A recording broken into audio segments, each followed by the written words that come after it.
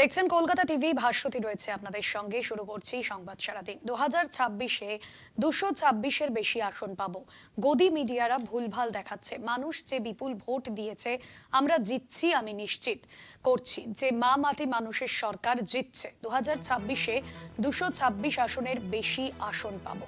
গদি মিডিয়ারা ভুলভাল দেখাচ্ছে, মানুষ যে বিপুল ভোট দিয়েছে, আমরা জিতছি, আমি নিশ্চিত করছি যে মা মাটি মানুষের সরকার জিতছে। গতকালই বিধানসভা নির্বাচনের যে মহাযুদ্ধ তা শেষ হয়েছে এবং তারপর বিভিন্ন যে সমীক্ষা সামনে আসছে, বুথ ফেরত সমীক্ষা, সেখানে সমীক্ষায় কোথাও গিয়ে পরিবর্তনের ইঙ্গিত মিলছে। যদিও মুখ্যমন্ত্রী মমতা বন্দ্যোপাধ্যায় তিনি বলছেন যে 2026-এ 226-এর বেশি ভোটে জিতব। যে সমীক্ষা সামনে আসছে, যে গদি মিডিয়ারা ভুলভাল তথ্য দিচ্ছে, মানুষ যে বিপুল ভোট দিয়েছে তাতে আমরা জিতছি। বিশেষ প্রতিনিধি দেবজ্যোতি ঘোষ রয়েছেন ফোন লাইনে। দেবজ্যোতিদা, মুখ্যমন্ত্রী মমতা বন্দ্যোপাধ্যায় তৃণমূল সুপ্রিমো তিনি একটি ভিডিও বার্তা দিয়েছেন। কি বার্তা দিতে চেয়েছেন, কি স্পষ্ট করেছেন তিনি তার বার্তায়? দেখো, মমতা বন্দ্যোপাধ্যায় কিছুক্ষণ আগে একটা সমাজ মাধ্যমে ভিডিও বার্তা দিয়েছেন এবং সেখানে মমতা বন্দ্যোপাধ্যায়কে অত্যন্ত প্রত্যয়ী লেগেছে। কারণ তিনি বলছেন যে 2026-এ 226 থেকে 230টি আসন দখল করতে চলেছে তৃণমূল কংগ্রেস। সেখানে বেশ কিছু মমতা বন্দ্যোপাধ্যায় বক্তব্য রেখেছেন যা আগামী দিনে অত্যন্ত রাজনৈতিকভাবে গুরুত্বপূর্ণ। সেখানে তিনি ভারতীয় জনতা পার্টি এবং জাতীয় নির্বাচন কমিশনের যোগসাজশে যে নির্বাচন পরিচালিত হয়েছে তা নিয়ে তিনি স্পষ্ট বার্তা দিয়েছেন। কিন্তু নিরাপত্তা কর্মীদের নিয়েও কিন্তু বেশ কিছু গুরুত্বপূর্ণ বার্তা দিয়েছেন যে সেন্ট্রাল ফোর্সের সঙ্গে স্থানীয় প্রশাসনের ফোর্স অর্থাৎ এ রাজ্যের পুলিশও কিন্তু গতকাল যে ভূমিকা নিয়েছে তা কার্যত নজিরবিহীন।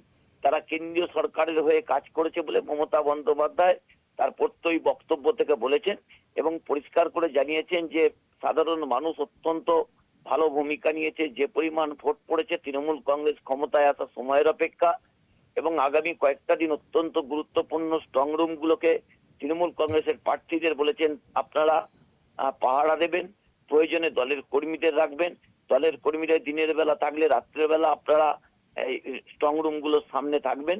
ভারতীয় জনতা পার্টি সমস্ত কাজ করতে পারে, তারা কিন্তু নির্বাচনে হেরে গেছে, তারা বুঝতে পেরেছেন। সেই জন্যই প্রধানমন্ত্রী নরেন্দ্র মোদী রাজ্যে যখন নির্বাচন চলছে সেই সময় বিকেল 4টের সময় তিনি যে বার্তা দিয়েছেন তার থেকেই পরিষ্কার যে তারা একটা নতুন কারসাজি তৈরি করছে। অন্যদিকে ভারতীয় জনতা পার্টির পক্ষ থেকে নাকি গতকাল দুপুর 2:08 এই এক্সিট পোল বিভিন্ন সংবাদ মাধ্যমে পাঠানো হয়েছে, যাদের তিনি গদি মিডিয়া বলেছেন। সেসব গদি মিডিয়াতে সেগুলো সম্প্রচার করা হয়েছে। তারও তৃণমূল কংগ্রেস নেত্রী মমতা বন্দ্যোপাধ্যায় তীব্র কটাক্ষ করেছেন। এছাড়াও সেন্ট্রাল ফোর্সের অতি সক্রিয়তা নিয়েও তিনি প্রশ্ন তুলেছেন। উলবেড়িয়াতে যে একজন তৃণমূল কর্মী মারা গেছেন তা নিয়েও মমতা বন্দ্যোপাধ্যায় প্রশ্ন তুলেছেন এবং নিরাপত্তাহীনতায় গোটা বাংলার মানুষ ভুগছে। কারণ নির্বাচন শেষ হবার পরেও কিন্তু বিভিন্ন জায়গাতে তল্লাশি চলছে। তৃণমূল কর্মী সমর্থকদের বাড়িতে বাড়িতে পুলিশ যে হুজ্জুতি করছে বলে মমতা বন্দ্যোপাধ্যায় তার বক্তব্য রেখেছেন। অর্থাৎ আজকে মমতা বন্দ্যোপাধ্যায়কে অত্যন্ত প্রত্যয়ী লেগেছে এবং তিনি ভিডিও বার্তায় তৃণমূল কর্মীদের সংযত থাকার কথা বলেছেন এবং বলেছেন যে আপনারা আগামী 4 তারিখ পর্যন্ত কেউ কিন্তু স্ট্রং রুম ছাড়বেন না এবং যতক্ষণ না তিনি দলের পক্ষ থেকে বার্তা দেবেন ততক্ষণ পর্যন্ত সমস্ত প্রার্থীকে স্ট্রং রুমের পাশাপাশি থাকতে হবে এবং কাউন্টিং সেন্টারেও থাকতে হবে।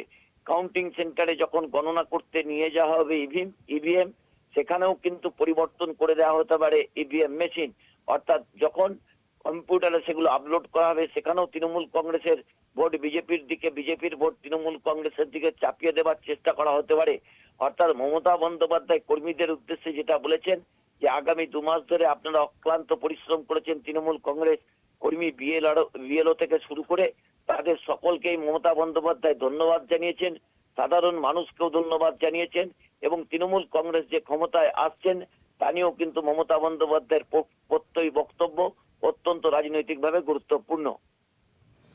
একদমই। ধন্যবাদ জানাবো দেবজ্যোতি। বিশেষ প্রতিনিধি দেবজ্যোতি ঘোষ ছিলেন ফোন লাইনে।